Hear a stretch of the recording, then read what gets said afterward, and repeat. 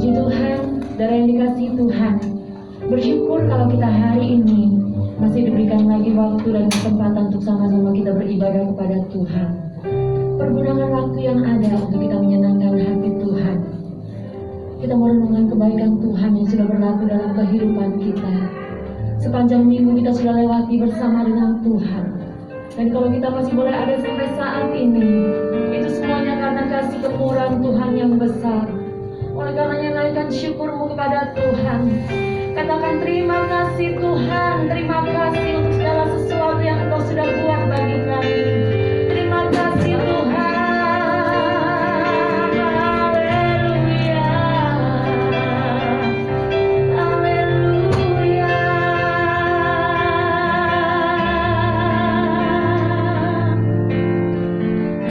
Haleluya Yesus. Haleluya.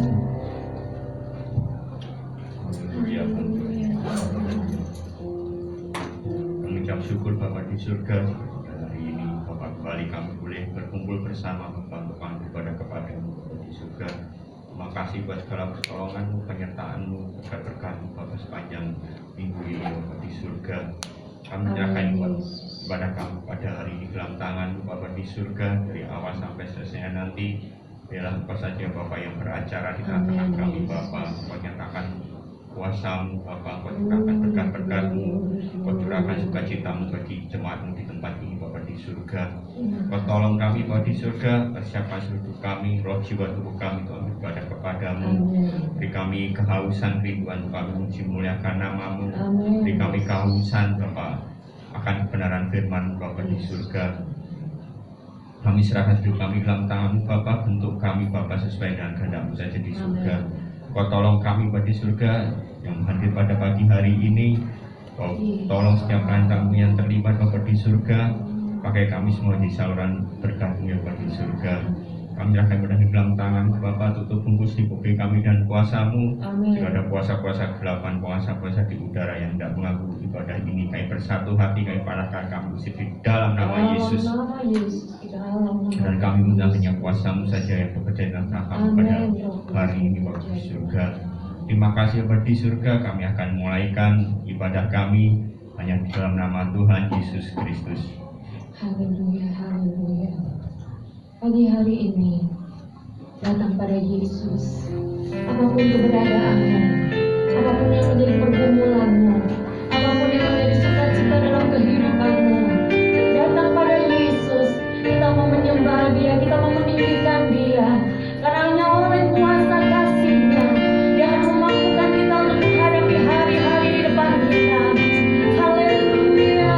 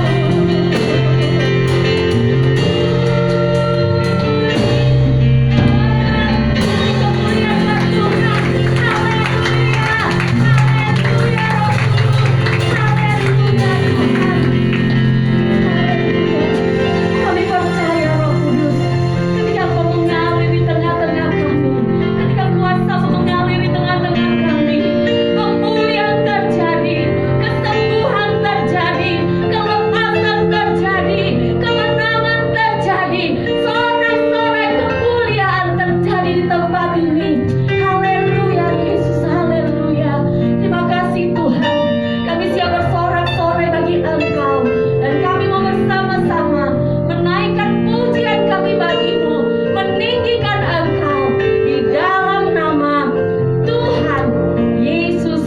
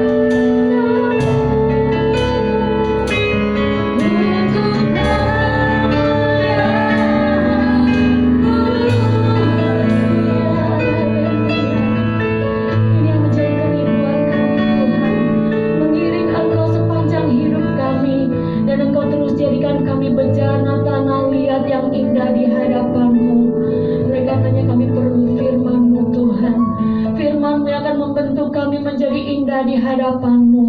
Kami rindu Tuhan, Kau terus bentuk kami melalui kebenaran firman-Mu.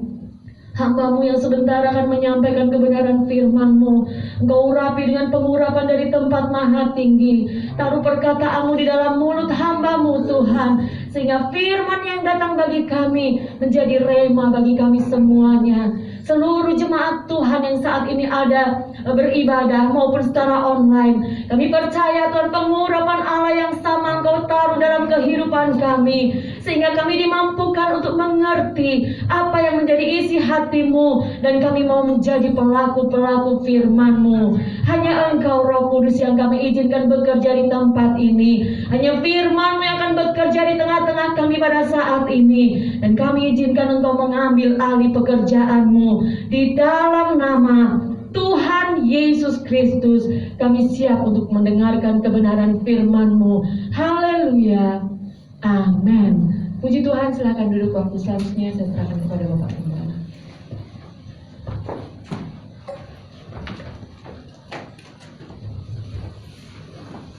Shalom semuanya. Salam sejahtera dalam kasih Tuhan kita Yesus Kristus. Atas kasih karunia Tuhan, kita diberikan kesehatan, kekuatan, dan kita bisa beribadah bersama ya. Ya, Tuhan berkati jemaat Tuhan juga yang mengikuti ibadah online. Tuhan juga memberkati saudara yang tidak bisa datang ke gereja. Nah, mari saudara kita akan langsung pada firman Tuhan pada pagi hari ini yang akan kita baca saudara dalam kitab Yosua pasal yang ke-7. Yosua pasal 7 kita akan baca dari ayat yang pertama. Mari saudara, jemaat Tuhan bangkit berdiri. Kita akan bergantian ya saudara, membaca dari ayat yang pertama ini sampai ayat yang ke 14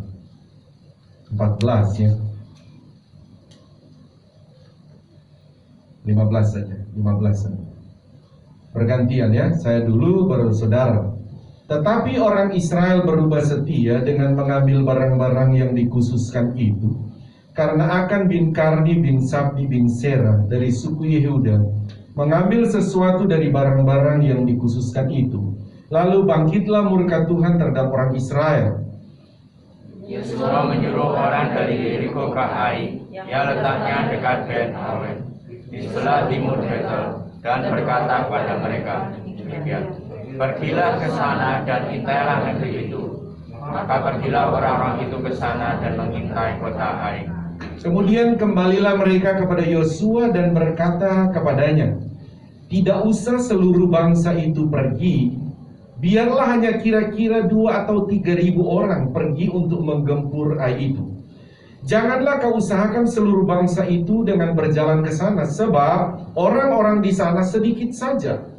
Maka berangkatlah kira-kira 3.000 orang dari bangsa itu ke sana, tapi mereka melarikan diri dari orang-orang Ai.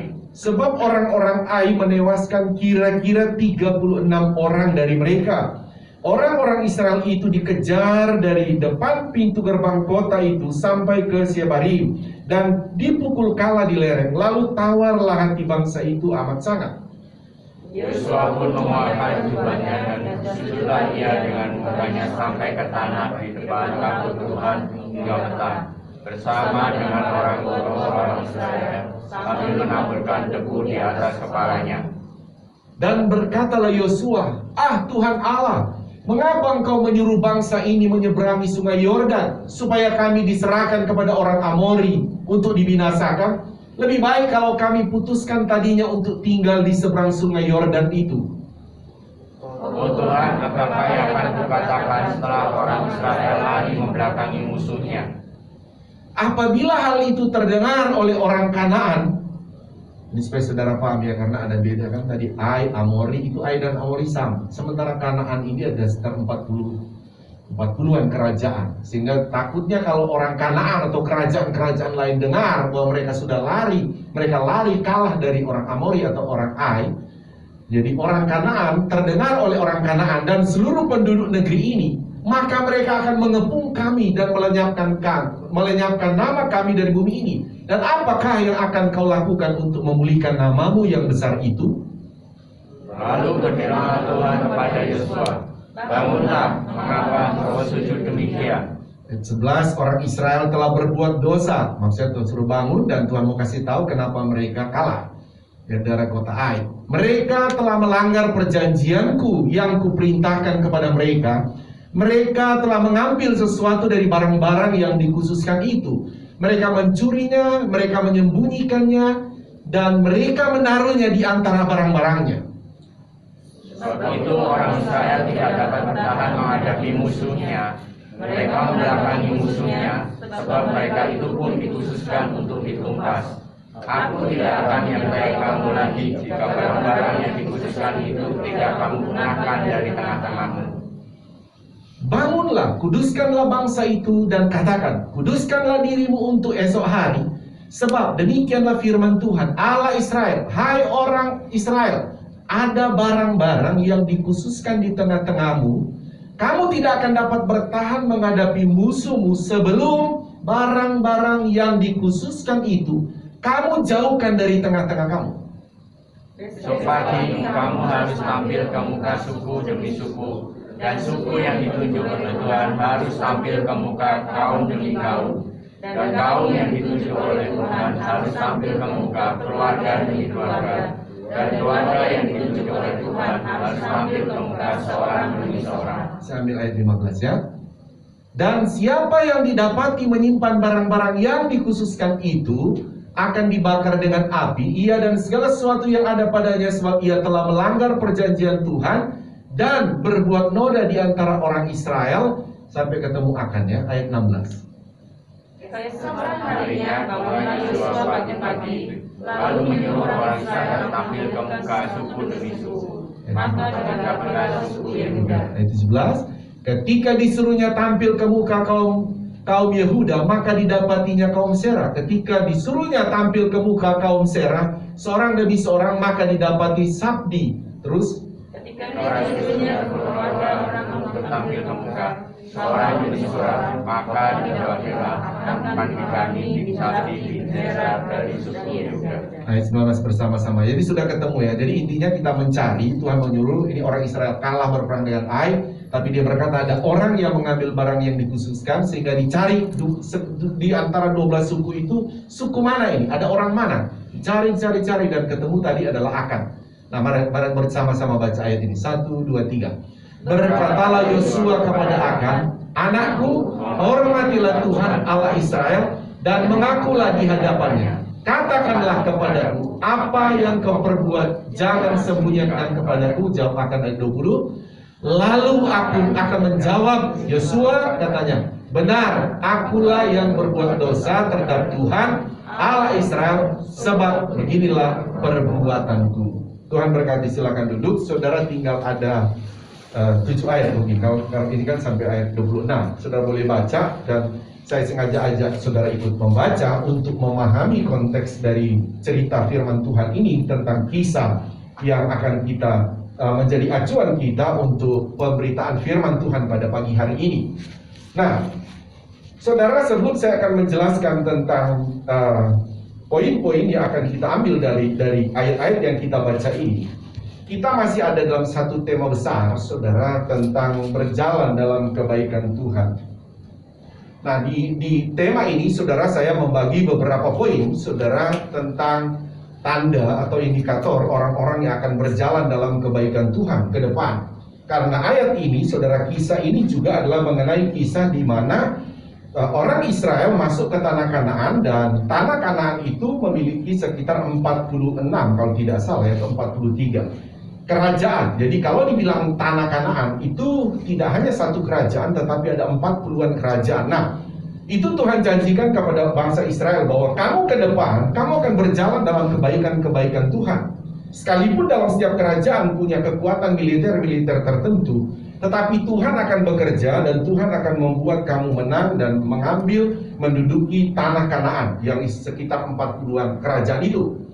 Nah, di dalam kisah yang kita baca, kita kembali, saudara, bahwa ternyata, saudara, di dalam hal ini bahwa ketika orang Israel melihat kebaikan Tuhan, mereka masuk ke kerajaan pertama, mereka sudah masuk ke tanah Kanaan, dan kerajaan pertama mereka masuk adalah namanya kerajaan Yeriko.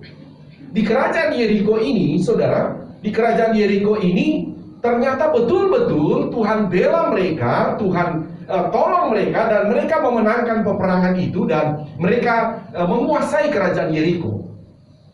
Nah, ingat saudara, sebelum mereka masuk menguasai kerajaan Yeriko, sudah ada perjanjian-perjanjian dengan Tuhan. Dan salah satu perjanjian dengan Tuhan yang dibuat semenjak Musa adalah di mana dikatakan tadi bahwa ada sesuatu yang dikhususkan oleh Tuhan yang tidak boleh mereka langgar.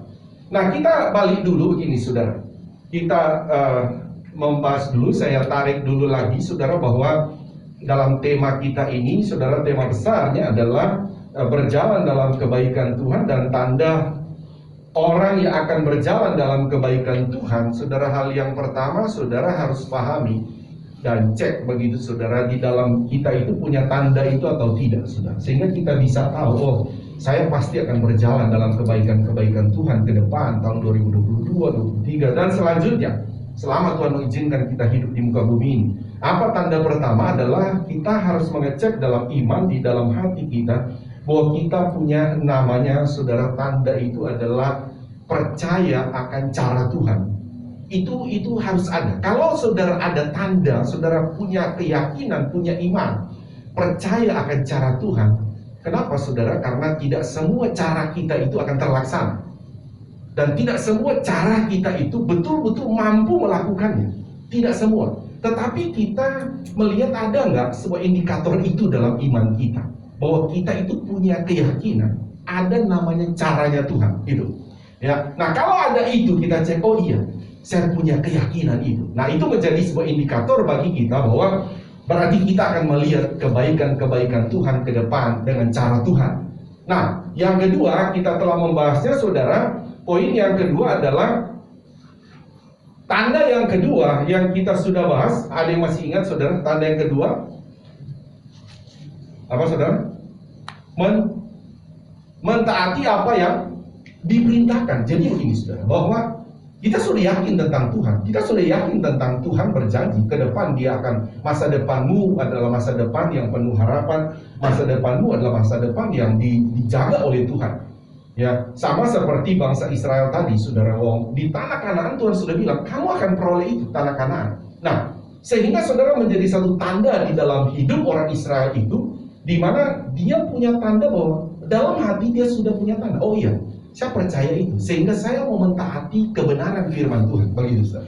Nah, ketika kita punya hati demikian atau iman itu sudah ada dalam hidup kita, sekalipun di sana saudara akan mentaati seperti saudara, seperti kata Maria, saudara Maria kepada saudara pelayan anggur ketika pesta di Kana kehabisan anggur. Maria cuma bilang, jangan pertanyakan apa yang Tuhan bilang, apa yang dia bilang taati saja, lakukan. Jangan pertanyakan, sekalipun itu di dalam logika kamu tidak masuk akal.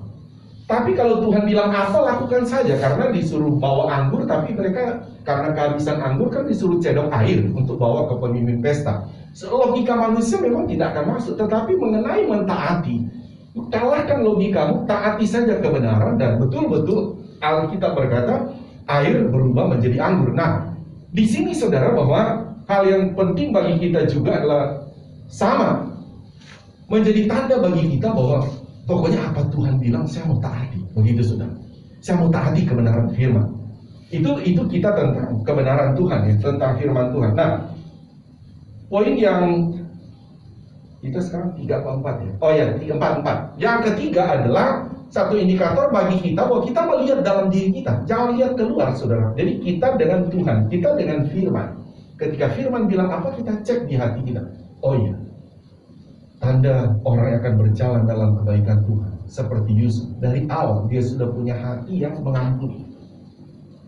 Itu mesti ada. Seorang kalau dia mau menjalani sebuah kehidupan, menjalani rumah tangga, menjalani dalam sebuah usaha bisnis dengan pekerjaan, saudara, dimanapun saudara, seperti Yusuf, entah di dalam rumah tangga keluarganya mengkhianati dia punya hati yang mengampuni. Ketika dia ada di lingkungan pekerjaan, dia dikhianati juga, saudara, dia punya hati tetap mengampuni. Dia ada dalam sebuah lingkungan, dia di penjara. Situ pun dia tetap punya hati mengampuni. Nah, ini yang menjadi indikator sehingga Yusuf terus dia mengampuni dan kita bisa melihat, oh ternyata ini yang membuat dia, karena itu secara teks tertulis bahwa pada akhirnya dia menjadi orang kedua di Firaun, menjadi wakilnya raja. Ya, nah karena memang dia punya hati yang mengampuni, yang dimana ketika kakak-kakaknya pulang dan dia memang dia bilang, kenapa kamu mau ingat itu? Saya itu sudah lama mengampuni. Nah, ini juga menjadi satu indikator bagi kita, saudara, bahwa bagaimana kita akan mengalami kebaikan-kebaikan Tuhan ke depan. Kita sudah mengenal, saudara, bahwa di dalam hati kita itu sudah siap punya pengampunan. Dan kita ingat kata Pak Joy, kuota pengampunan tidak akan habis ya Pak Joy, ya. Karena satu hari kita punya kuota berapa ya? 490 kali. Ketika hari berganti, penuh lagi. Itu Tuhan bilang, 70 kali 7 kali engkau harus mengampuni dalam waktu sehari. Jadi kita punya kuota itu penuh terus. Ya, nah sehingga saudara, ini juga tentu menjadi satu tanda bagi kita. Oh iya, apapun dan saya harus punya hati mengampuni. Dan itu tanda bagi orang yang akan berjalan dalam kebaikan-kebaikan Tuhan. Nah, kita masuk pada hari ini adalah tentang poin yang keempat. Poin yang keempat, tanda orang akan berjalan dalam kebaikan-kebaikan Tuhan adalah tandanya adalah begini, saudara, bahwa tidak menyimpang dari saudara. Di firman Allah tadi berkata tidak menyimpang dari ajaran firman Tuhan, karena Tuhan sudah mengajarkan kembali kepada Yosua pasal 7. Tuhan sudah mengajarkan bangsa Israel bahwa di dalam ajaran Tuhan itu, saudara, ada ajaran Tuhan ajar begini. Kamu setiap kali kamu merebut satu kota atau kerajaan, bukan kota, satu kerajaan kamu rebut. Nah, di dalam itu, saya ulangi. Jadi konsep dulu begini, ketika mereka berperang, hal yang mereka harus kuasai adalah kuasai semua militernya, kuasai juga semua harta benda. Itu dulu, saudara. Karena itu modal mereka, memang begitu berperang. Jadi mereka harus kuasai semua, ambil semua itu, kuasai, itu akan menjadi milik kamu. Tetapi Tuhan bilang, di dalam barang-barang itu, ada yang namanya yang tidak boleh kamu ambil. Itu suatu perjanjian, ada yang dikhususkan Tuhan di sini.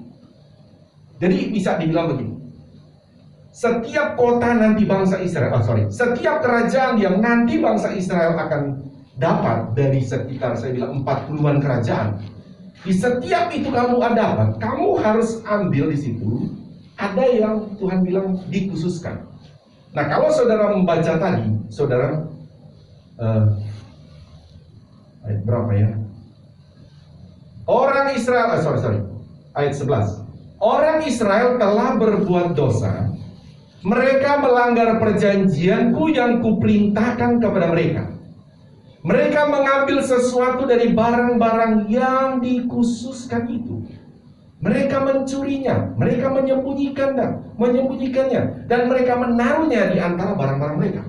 Jadi ada yang dikhususkan Tuhan, sebetulnya diambil. Yang saudara saya sahabat baca tadi, saudara, yang mengambil itu adalah Akan yang mengambil. Nah, sehingga saudara, ketika mereka merebut kerajaan Yeriko, Akan tahu bahwa ada barang-barang yang memang itu untuk Tuhan, tapi dia ambil, dia sembunyikan di kemah dia.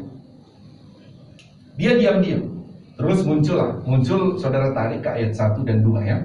Muncul kisah Tuhan menyuruh, atau Yosua menyuruh, ayo sekarang kita sudah rebut kerajaan Yeriko. Sekarang kita harus rebut kerajaan selanjutnya, yaitu namanya kerajaan Ai. Tetapi caranya Yosua dari dulu adalah begini, sebelum kita rebut satu kerajaan, dia utus dulu pengintai. Nah gitu, intai dulu kerajaan itu. Nah ayat 1 dan 2, di sana dia mengutus pengintai. Setelah pulang, pengintai itu bilang, Yosua, sudah baca dari ayat 3, 4 selanjutnya, Yosua, kerajaan itu adalah kerajaan yang kecil. Itu pertama, alasannya. Kedua, Yosua, kerajaan itu, tentaranya, militernya tidak sebanding dengan kerajaan militer. Kerajaan Yeriko memiliki militer yang hebat-hebat. Nah, sehingga pengintai bilang, tidak usah utus banyak orang. Tidak usah, itu mudah kita kalahkan. Oh, begitu Yosua bilang. Bahkan mereka bilang, Yosua tidak usah ikut bertempur. Tunggu saja di Yeriko. Kita akan pergi ke sana. Oke, Yosua bilang, silakan pergi. Bawa berapa orang? 36.000 pasukan. Pergi ke sana. Selanjutnya, mereka datang kepada Yosua. Setelah mereka menggempur Ai, pulanglah mereka. Melaporan, Yosua, kenapa? Yosua kaget, kenapa kalian? Mereka melapor, Yosua, ada 36 orang meninggal. Terus kenapa? Kita lari. Begitu kuatnya mereka mengalahkan kita. Hah? Yosua kaget. Yosua berkata tadi dalam ayat kita baca ayat 7 dan selanjutnya, saudara. Yosua bangun, dia berkata, Tuhan, ini kenapa seperti ini? Bukankah Tuhan menjanjikan kami menguasai tanah Kanaan? Kenapa baru saja menghadapi kota Ai kami sudah kalah? Tuhan menjawab Yosua, Yosua, bukankah kita punya perjanjian dari awal? Ada perjanjianku dengan umatku bahwa jangan mengambil barang yang dikhususkan. Yosua bilang, saya tidak mengambil. Kami tidak mengambil. Akhirnya dialog dengan Tuhan. Tuhan berkata begini, coba kamu tanya. Oke, Yosua bilang, oke Tuhan, saya akan tanya. Panggil suku demi suku. Ayo suku Ruben, suku Simeon, suku Lewi, semua keluarkan semua. Suku Yehuda, keluarkan sini. Ditanya satu-satu. Dari pemimpin suku, ditanya tidak. Ternyata satu orang, satu suku, didapati ada namanya Akan. Dipanggil Akan langsung mengaku, betul, Yosua betul, sayalah yang mengambil barang-barang itu. Yosua langsung tepuk jidat, aduh Akan.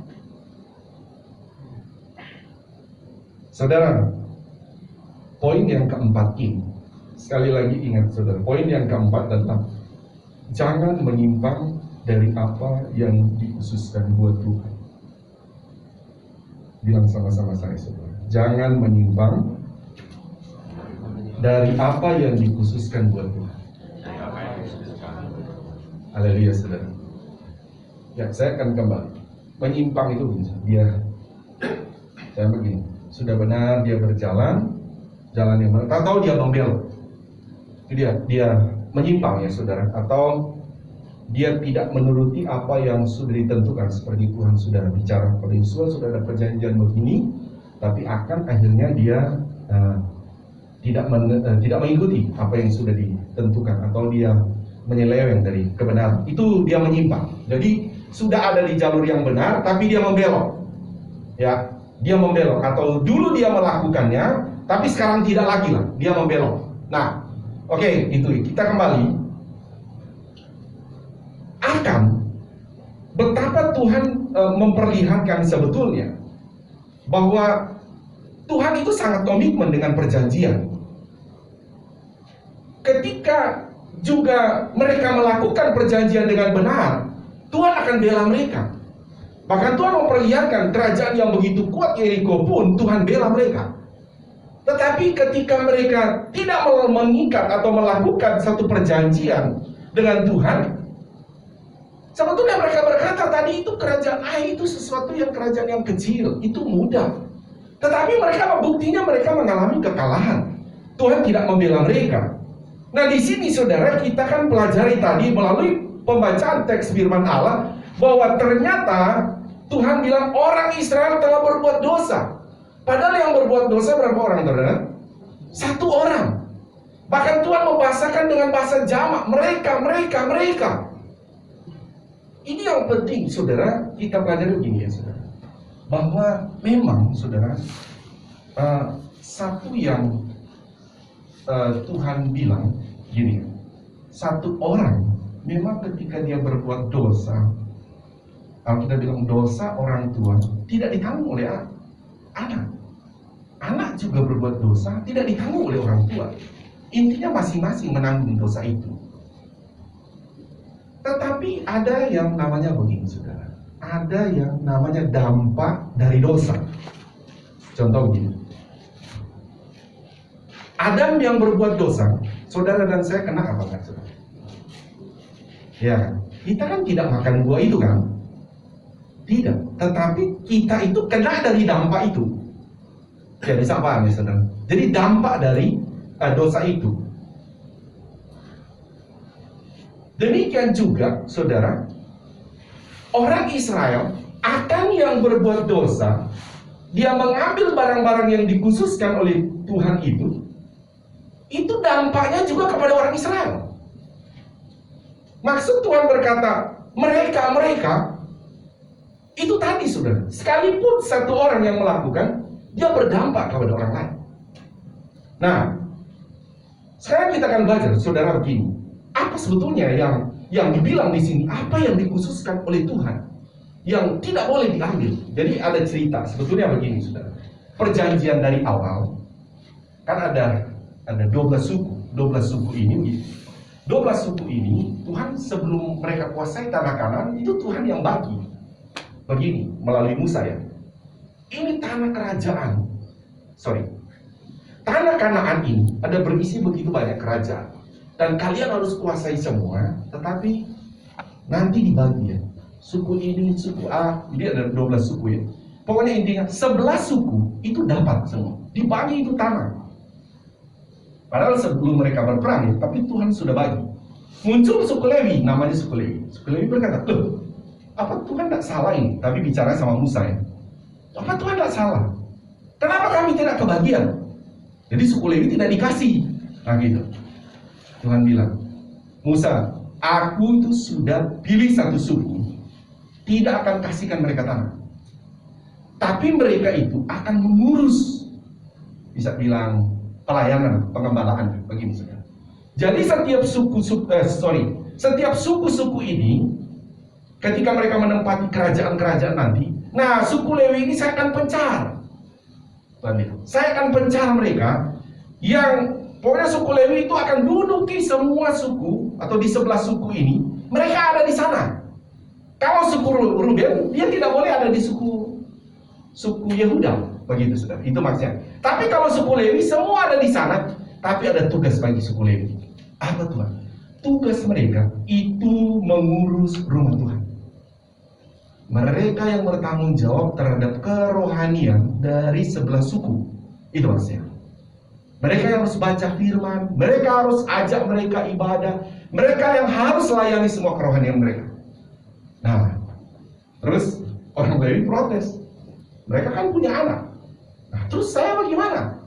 Saya makannya bagaimana? Itu cerita latar belakang ya, supaya saudara paham betapa kok bisa sampai Tuhan menghukum orang Israel. Karena ada yang barang yang dikhususkan diambil oleh Akam. Nah ternyata saudara, ini kita pelajari ya saudara, bahwa Tuhan sudah mengkhususkan bahwa di mana khususnya suku Lewi ini, itu mereka itu akan Tuhan kasihkan kepada suku Lewi itu barang-barang yang dikhususkan. Karena jangan saudara pahami begini, oh barang-barang yang diambil Akan itu nanti kasih kepada Tuhan secara pribadi. Tuhan itu roh. Tuhan itu tidak butuh barang benda. Harus pahami itu ya. Jadi maksudnya itu benda-benda itu karena Tuhan yang bertanggung jawab kepada Lewi, itu cara Tuhan akan memenuhi kebutuhan orang Lewi, yaitu orang 11 suku ini bawa itu barang-barang yang Tuhan bilang ini dikhususkan. Nanti yang dikhususkan itu dikasih ke Lewi. Nah gitu saudara. Itu cara Tuhan memelihara suku Lewi, yang dimana suku Lewi ini bertanggung jawab akan ibadah-ibadah di setiap suku. Nah, ya, oke. Itu sudah paham ya, itu latar belakangnya. Nah, bagaimana konsep sekarang, saudara? Bahwa kita jemaat Tuhan juga begitu sebetulnya. Jadi ini konsep ini sebetulnya diambil ketika masuk perjanjian baru pun demikian, saudara. Cara Tuhan bagaimana supaya rencana Tuhan bahwa kehidupan rohani ini mesti ada orang-orang yang urus, begitu. Mesti ada orang-orang yang urus tentang pelayanannya, pemberitaan firman-Nya, mesti ada orang yang urus, bertanggung jawab terhadap gerejanya, mesti ada orang itu. Nah, sehingga ini yang diambil sekarang, bagaimana orang ini yang mengurus ini, atau kita bisa bilang sekarang pendetanya, gembalanya, bagaimana dia mesti makan, ya kan begitu? Itu yang dipertanyakan oleh orang Lewi. Tuhan juga bilang, sebagaimana orang Israel, aku membela, aku berkati mereka, tapi mereka itu ada yang dikhususkan. Nah, kita sebetulnya gini, saudara. Kita bicara menyinggung ke sebetulnya dikhususkan itu, saudara, itu sebenarnya 1/10 loh, saudara. Jadi begini, semua berkat yang kau dapat di sana, di dalam berkat itu ada yang memang kita harus pahami, dikhususkan buat Tuhan. Ya, kenapa dibilang buat Tuhan? Karena Tuhan yang bilang kepada orang Lewi, aku yang bertanggung jawab kepadamu, aku yang akan memenuhi kebutuhanmu. Orang Lewi bilang, caranya gimana? Nanti aku berkati itu 11 suku, nanti 11 suku itu ambil 10% dari berkat yang dia terima, nanti aku suruh mereka bawa kepadamu. Nah, itu caranya. Nah, sehingga demikian juga sebetulnya pola yang kita jalankan sekarang ini. Makanya kalau sudah bilang, ada orang mungkin, aduh berat ya. Ada orang, iya, kamu mau jadi pendeta nggak? Menjadi gembala sidang? Nggak. Kenapa saudara dia nggak mau? Karena dia mikir, gimana nih saya makan? Gimana kalau saya punya anak? Kan begitu. Sebetulnya, seandainya jemaat Tuhan, kalau saudara Tuhan pilih, jadi gembala sidang, saudara nggak usah takut. Nggak usah takut, karena Tuhan akan memberkati jemaat yang saudara layani. Nanti mereka akan bawa berkat buat saudara. Amin. Ada yang mau jadi gembala sidang sini? Hah? Oh, kenapa lihat file? Aduh, kan di sidang. File aja udah nolak-nolak. Cuma dia nolak perkataan kita. Tapi dia bilang, kalau Tuhan yang pilih, ya nggak bisa lari loh, Pak, kata Pak. Iya memang. Nggak bisa lari. Tapi minimal kita sebagai jemaat kita memahami. Dan juga siapa tahu ada di antara saudara, saya mau jadi gembala sidang karena Tuhan sudah pilih. Saudara nggak usah takut, karena Tuhan yang pilih, Tuhan juga yang akan memenuhi semua kebutuhannya. Dengan cara apa? Dengan cara jemaat yang saudara layani, Tuhan akan berkati. Dan sebagai jemaat, saudara harus ingat, di segala berkat yang saudara dan saya terima, mesti keluarkan 10% yang itu namanya dikatakan itu yang dikhususkan Tuhan untuk hambanya atau orang Lewi. Itu cara Tuhan. Nah, kita balik. Dan ini penting, saudara. Makanya kenapa, saudara? Tuhan itu memperlihatkan kepada Yosua ketika mereka menyerang kota Ai. Kenapa mereka kalah? Tuhan cuma bilang, karena akan mengambil apa yang dikhususkan. Itu bukan buat dia kan sudah dapat. Nah, ini juga menjadi pelajaran buat kita begini. Kita kan percaya, Alkitab berkata, dunia ini dalam 2 Timotius pasal 3 akan semakin sukar, akan semakin sulit. Penyakit akan bertambah banyak, virus akan bertambah banyak. Ya, makanya saudara yang sudah jadi dokter, bisnis obat, saudara punya peluang ini akan lebih besar soalnya. Ya, jadi ya begitu, saudara. Karena Alkitab sudah bilang. Tetapi begini, jadi kan, tapi ekonomi akan semakin sulit, semakin sukar. Tapi Tuhan tetap bilang, tetapi orangku yang benar, orangku yang hidup dalam perjanjian dengan Tuhan, tetap Tuhan akan pelihara. Amin, saudara. Tuhan tetap akan bela. Tuhan bela. Nah, itu sebetulnya memang dipegang oleh Yosua. Makanya Yosua sempat mengadu kepada Tuhan. Tuhan, bukankah kamu bilang akan pelihara? Tuhan, bukankah kamu akan bela? Tapi kenapa ada 36 orang mati? Kenapa kami kalah, Tuhan? Tapi Tuhan bilang, kita kan punya perjanjian. Tuhan berjanji, betul aku akan bela, betul aku akan pelihara. Tapi kamu jangan menyimpang. Yosua bilang, kami tidak menyimpang. Tuhan bilang, ada yang menyimpang. Ada yang menyimpang. Dan ternyata yang menyimpang adalah Akan. Nah, itu sudah. Akan. Apa Tuhan yang dilakukan Akan? Tuhan bilang, dia telah mengambil barang yang dikhususkan buat aku. Jadi maksudnya Tuhan perlihatkan kepada Yosua, yang dikhususkan buat Tuhan itu kamu ambil yang dikhususkan buat Lewi. Kamu jangan ambil, itu memang aku khususkan buat mereka, jangan ambil. Nah, gitu. Sehingga kita melihat, saya bilang tadi saudara, bahwa kita tidak dihukum karena, bahwa Akan, saudara, atau orang Israel lain, itu mereka tidak dihukum karena dosa Akan. Tidak.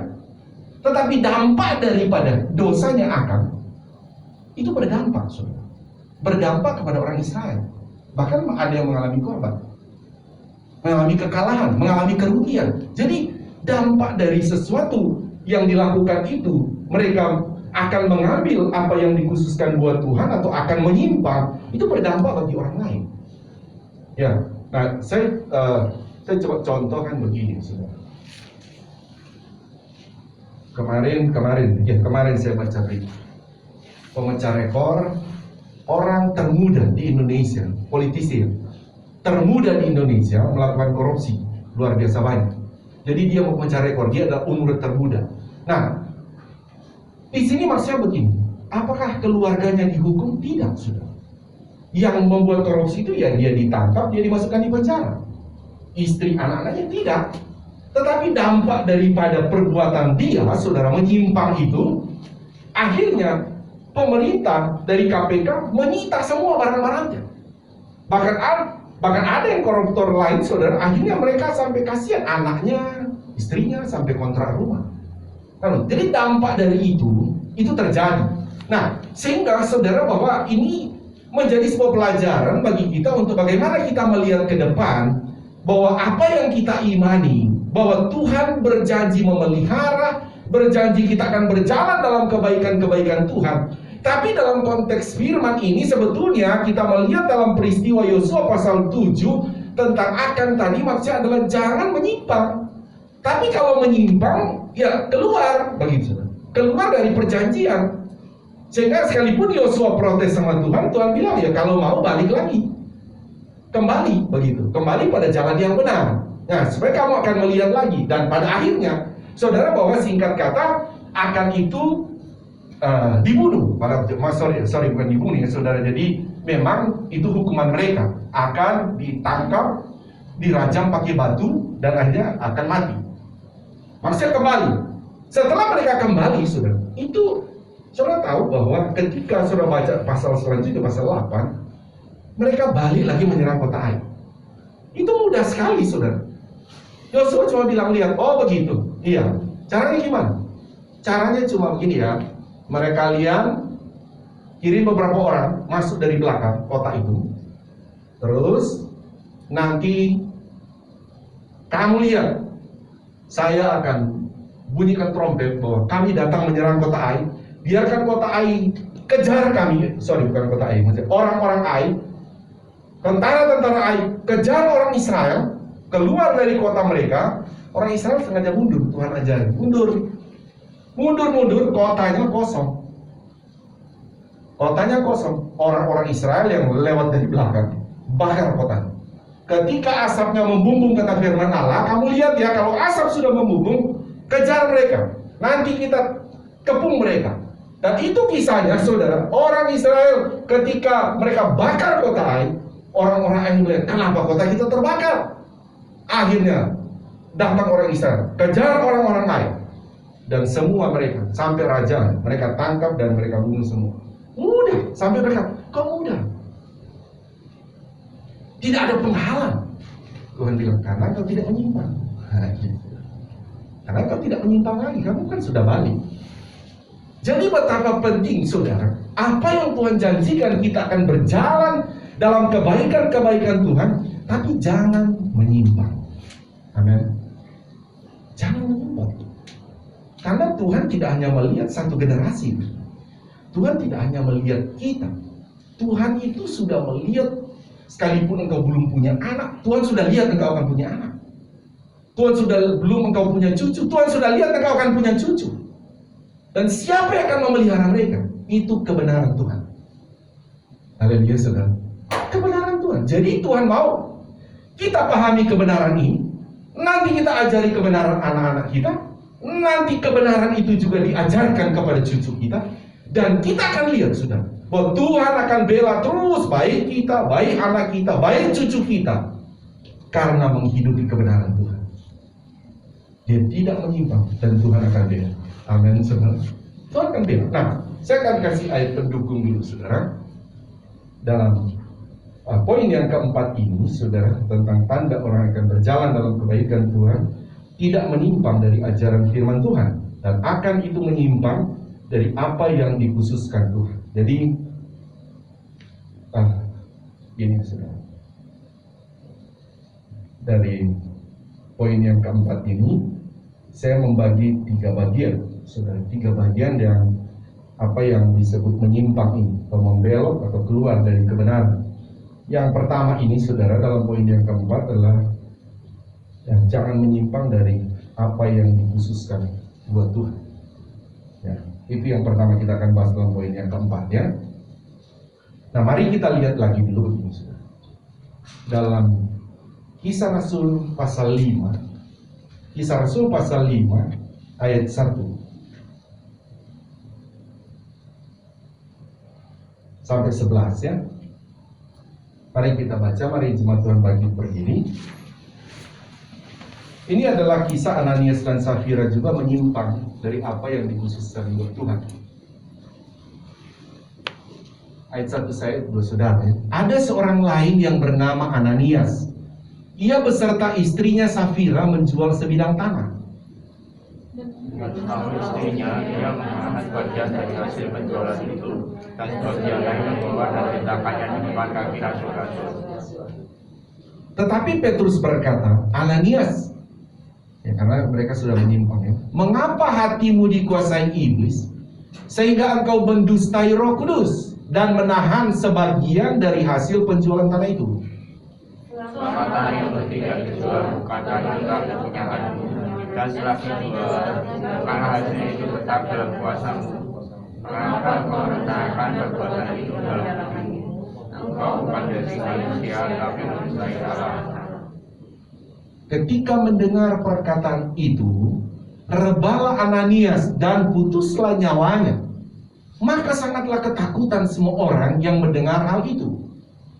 Lalu datanglah beberapa orang muda, mereka mengapani naik di situ, musuhnya keluar dan pergi menguburnya. Kira-kira 3 jam kemudian masuklah istri Ananias, tetapi ia tidak tahu apa yang telah terjadi terhadap suaminya. Kata Petrus kepadanya, katakanlah padaku dengan nada Sekian harta itu kamu jual, jawab perempuan itu, betul saja. Kata Petrus, mengapa kamu berdua bersepakat untuk mencobai roh Tuhan? Lihatlah, orang-orang yang baru mengubur suamimu berdiri di depan pintu, dan mereka akan mengusung engkau juga keluar. Lalu rebalah perempuan itu ketika itu juga di depan kaki Petrus, dan putuslah nyawanya. Ketika orang-orang muda itu masuk, mereka mendapati dia sudah mati. Lalu mereka mengusungnya keluar dan menguburnya di samping suaminya. Ayat 10, maka sangat ketakutanlah seluruh jemaat dan semua orang yang mendengar hal itu. Amin. Tuhan berkati, silakan duduk. Ya, tentu memang punya alasan sangat takut sekali ketika melihat peristiwa itu. Tapi kita tidak bahas itu. Tapi kita bahas begini.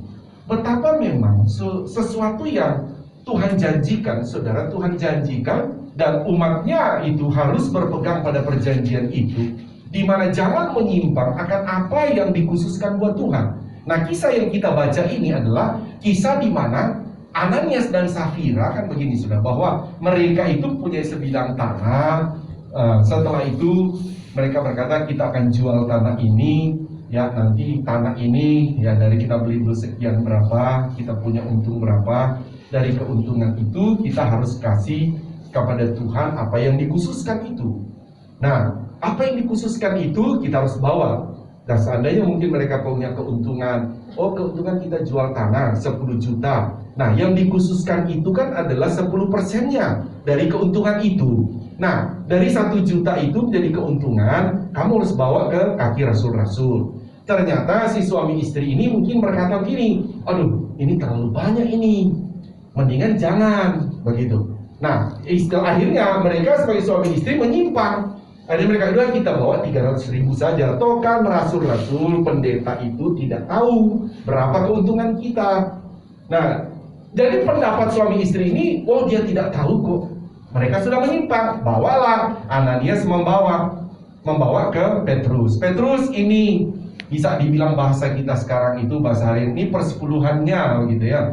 Nah, Petrus berkata, betul enggak kamu dapat segitu? Ananias bilang, betul.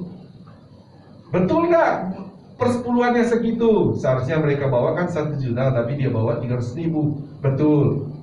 Oh ya sudah, Petrus kan tidak tahu apa-apa. Tahu-tahu datang suara Roh Kudus. Roh Kudus bilang, Petrus itu bohong, dia menyimpang. Tidak begitu persepuluhannya, itu berharusnya itu 1 juta. Petrus tanya, kamu betul nggak punya perpuluhan segitu? Betul. Tapi Roh Kudus bilang, suruh saja dia keluar.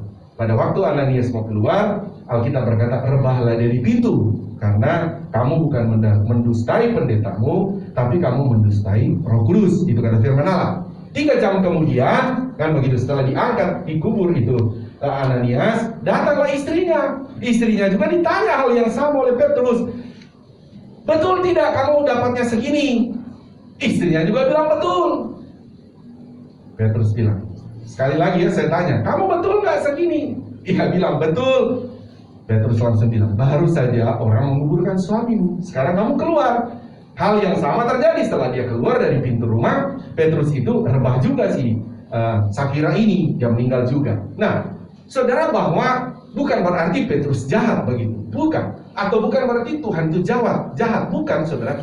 Tapi saudara semua lihat bahwa memang Tuhan itu kan memang sudah berjanji orang Kristen masa depannya atau orang percaya bukan hanya dipelihara Tuhan di bumi, tetapi Tuhan akan menuntun kita sampai kita masuk surga. Haleluya saudara.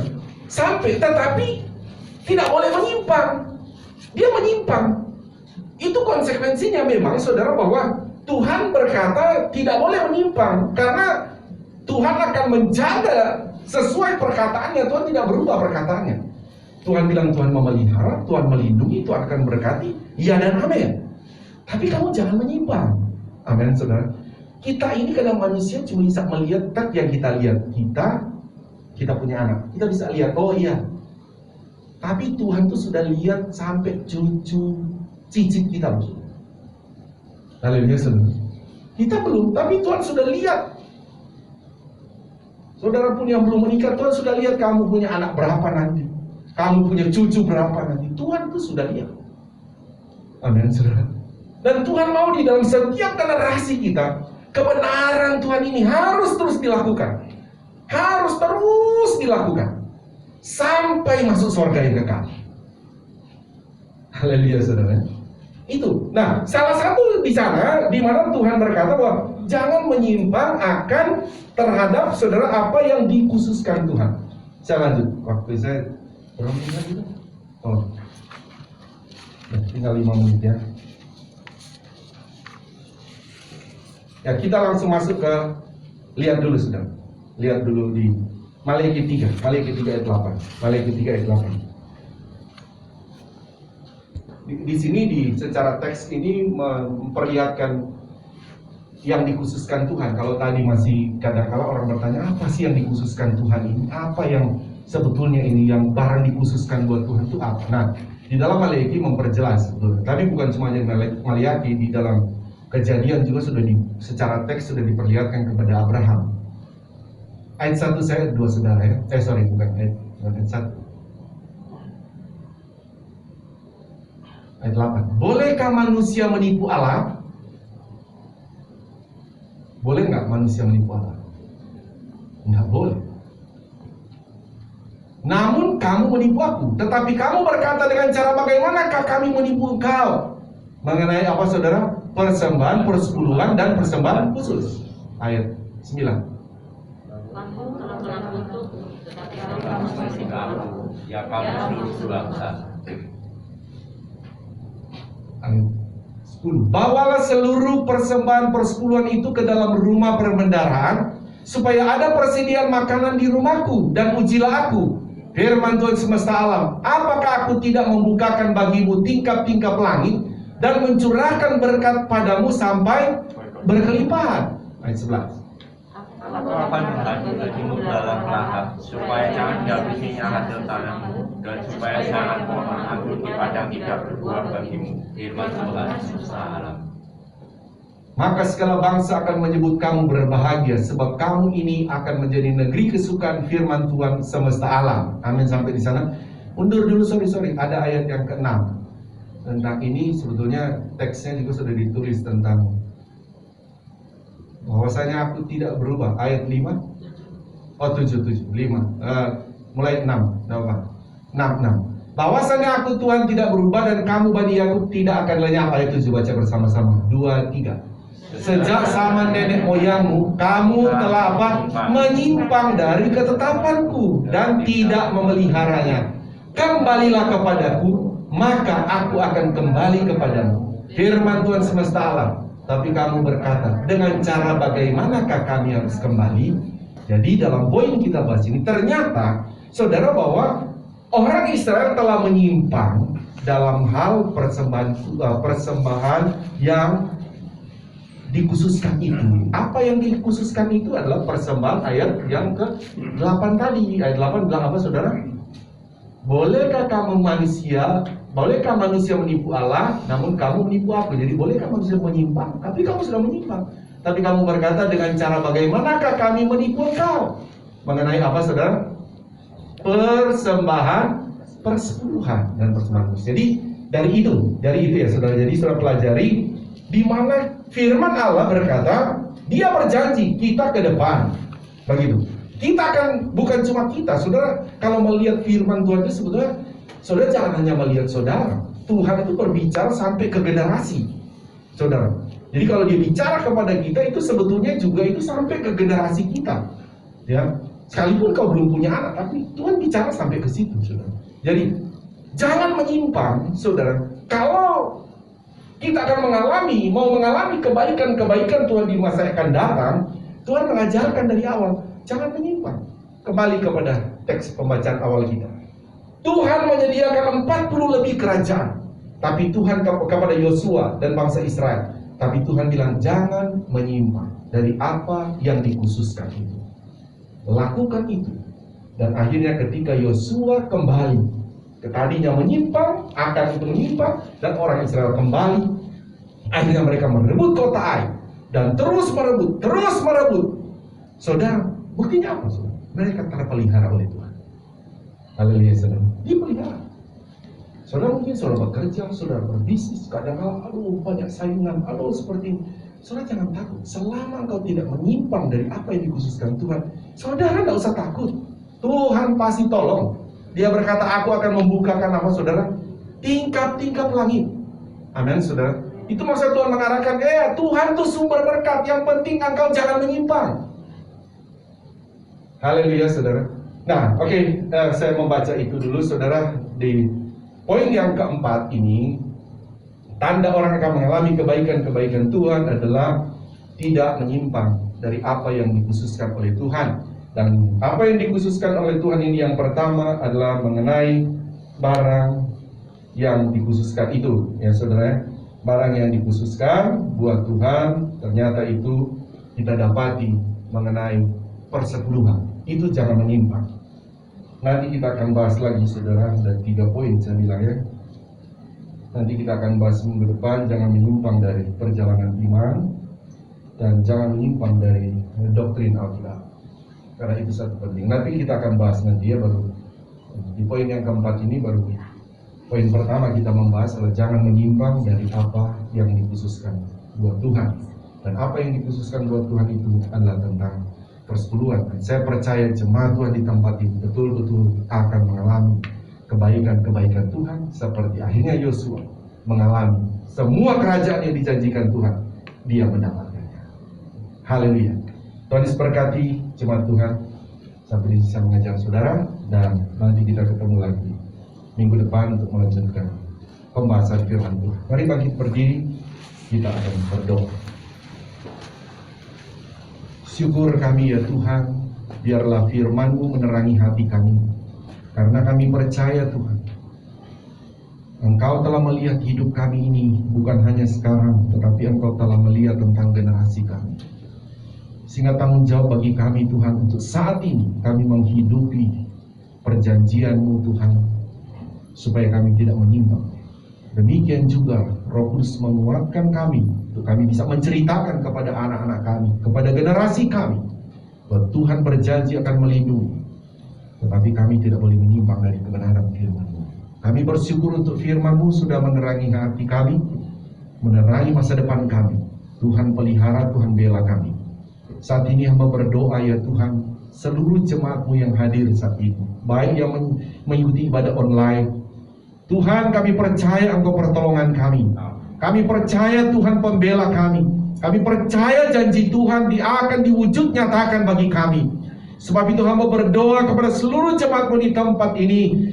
Tuhan, kalau ada yang lemah imannya, Tuhan kuatkan. Kalau ada yang tertutup jalan, Tuhan bukakan jalan ya Tuhan. Kalau ada yang sakit, Tuhan mohon kasih karunia kesembuhan yang dari Tuhan. Kalau ada yang sedang menghadapi persoalan-persoalan dalam keluarga, dalam usaha bisnis pekerjaan, Tuhan tolong nyatakan pertolongan-Mu, jalan keluar di setiap masalah dan jawaban di setiap persoalan-persoalan yang sedang mereka hadapi. Terima kasih Bapa, terpujilah nama-Mu. Sekali lagi kami serahkan seluruh jemaat-Mu di tempat ini. Demikian kami berdoa bersama jemaat-Mu.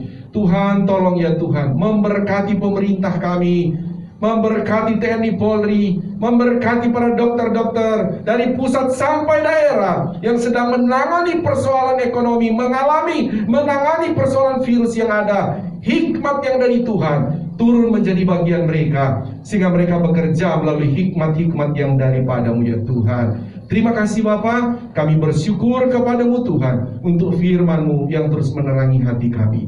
Dalam nama Tuhan Yesus Kristus kami berdoa. Haleluya, semua yang percaya berkata amin. Tepuk tangan beri kemuliaan untuk Tuhan Kristus. Tuhan Yesus berkati. Silakan duduk kembali di rumah lantai bawah juga, silakan duduk. Saya serahkan kepada Ibu.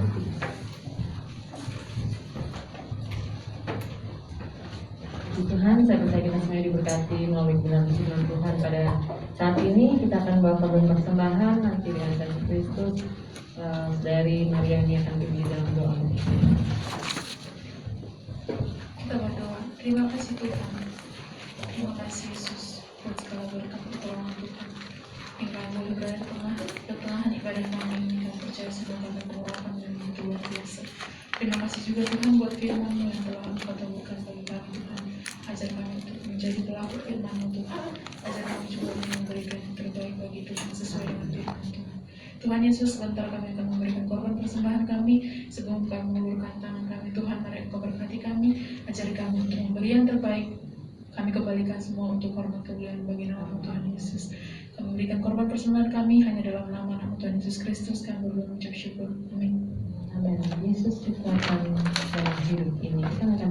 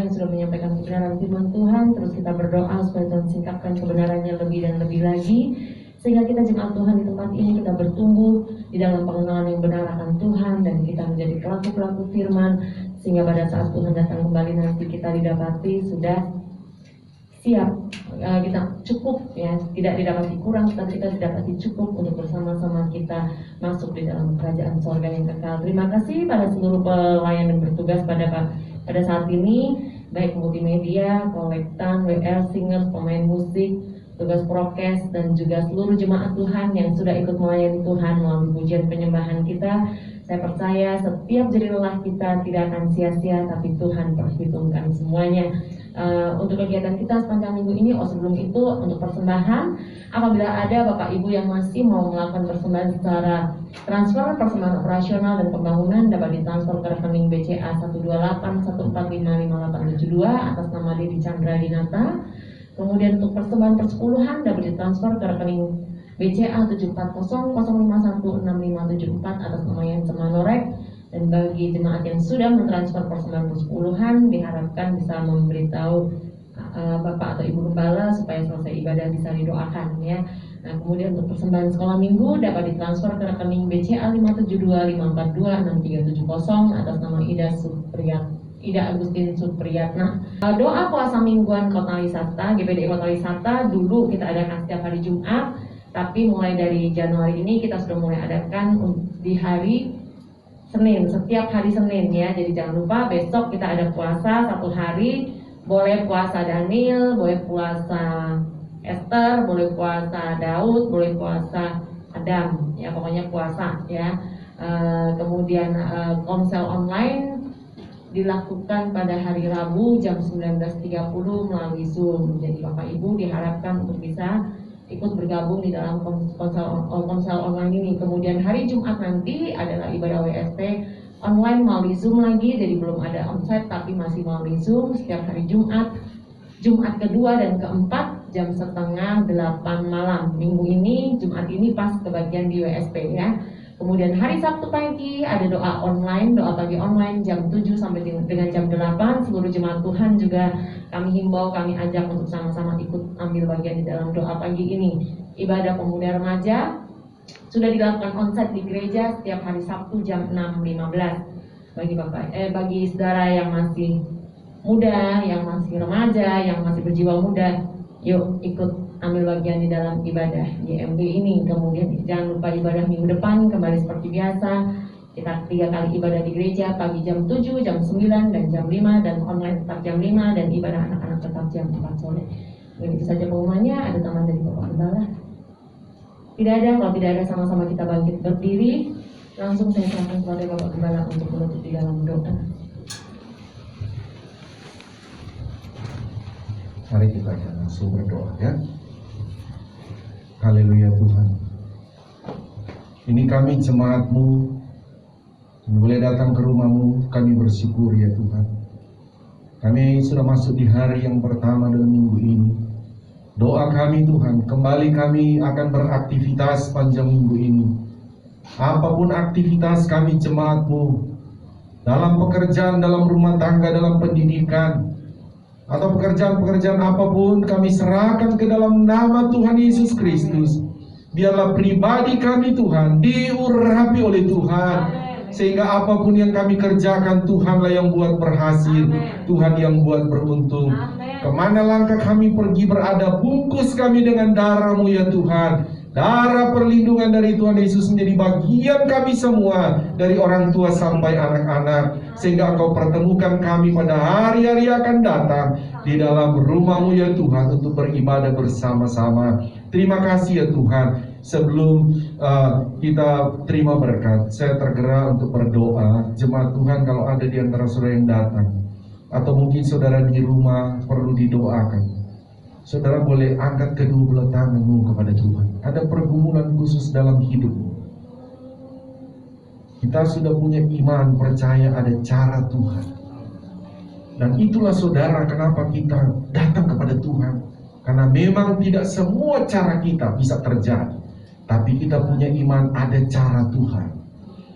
Saudara yang sedang dalam pergumulan-pergumulan hidup, ada cara Tuhan. Kau perlu didoakan, angkat kedua belah tanganmu. Tuhan, lihatlah tangan-tangan yang sedang terangkat kepadamu, baik yang di tempat ini, di lantai bawah, begitu juga yang di rumah. Ada pergumulan-pergumulan ya Tuhan, yang kami percaya ada cara Tuhan untuk melaksanakannya.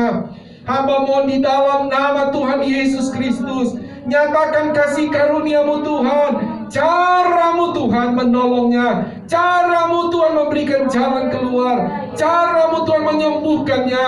Nyatakan dalam nama Yesus, dalam nama Tuhan Yesus, kami percaya dan kami terima cara Tuhan terjadi bagi kami. Terima kasih Tuhan, Kau turun tangan saat ini. Kami bersyukur kepadamu ya Tuhan, akan cara-Mu terjadi bagi kami. Dan sebentar kami jemaat-Mu akan pulang ke rumah kami masing-masing. Darah Yesus sebagai darah perlindungan jadi bagian kami, bertemu dengan keluarga, dengan penuh sukacita, damai sejahtera daripadamu. Seisi rumah kami diberkati oleh Tuhan. Terima kasih, kami akhiri ibadah ini, kami terima berkat daripadamu. Mari angkat kedua belah tangan kita. Inilah kami anak-anakmu ya Bapa di sorga. Mengangkat tangan kami kepadamu adalah terus pengakuan iman kami bahwa keselamatan hanya ada di dalam nama Tuhan Yesus Kristus. Engkau juga yang menjadi sumber segala sumber berkat buat kami. Mohon memberkati kami semua dengan berkat-berkat rohani yang luar biasa. Juga mohon memberkati kami dengan berkat-berkat jasmani secara luar biasa. Saudaraku, terimalah berkat daripada Allah Bapa, cinta kasih sayang daripada Tuhan Yesus Kristus, penghiburan, persekutuan, kuat kuasa, urapan-urapan baru dari Roh Kudus memenuhi, mengurapi kita semua saat ini sampai Maranatha. Tuhan Yesus Kristus datang kembali menjemput kita semua. Taruh tangan di dadamu, naikkan pujian ini.